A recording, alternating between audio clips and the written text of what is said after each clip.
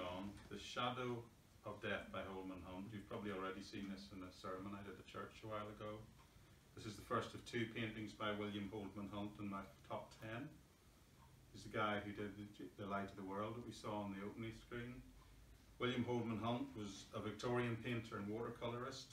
He entered the Royal Academy in 1844, where he met John Everett Milius, who was to become his close friend, and together they formed something called the Pre-Raphaelite Brotherhood, and they adhered to the principles that they set out through their whole career in arts. From 1870 onwards, Hunt solely concentrated on religious themes, informed by his successive visits to the Holy Land. Hunt here portrays Jesus as a hard-working adult craftsman and a labourer, and he was probably influenced by the highly influential Christian writer Thomas Carlyle, who repeatedly emphasised the spiritual value of honest labour at that time.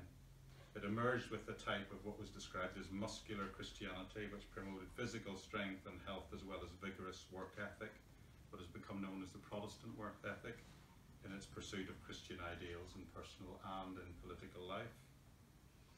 Carlyle strongly criticised Hunt's other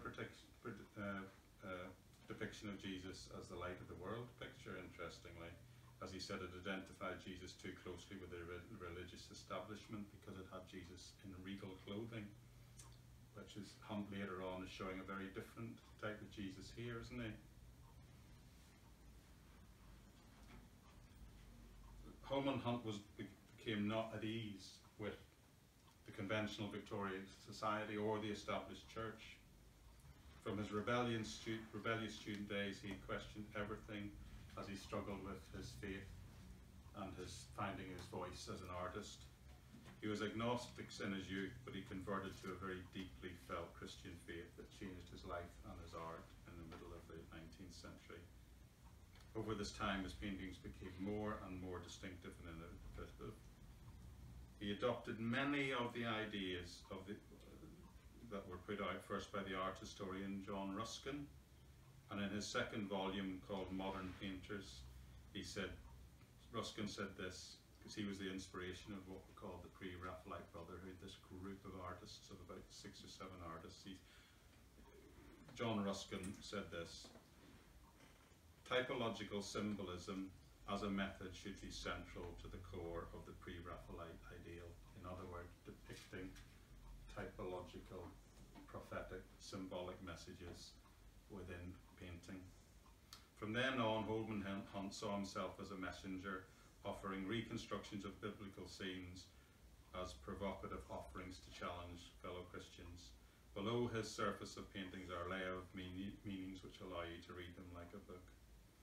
You'll see it more in the other one I've chosen, but if you just very quickly, if you look at the bottom left, the portrayal of Mary's careful financial stewardship is emphasised by noting the fact that she appears to have carefully kept and looked after the gifts brought by the Magi at the Nativity story.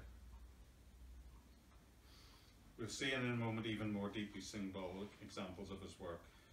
But if you're interested in William Holeman Hunt and Rossetti and all the other Pre-Raphaelite artists, visit John Ruskin's home in Brantwood on the shore of Lake Coniston.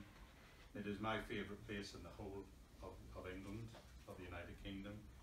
A beautiful house with a beautiful view like no other across the lake, and this wonderful Christian heritage and background all displayed for you.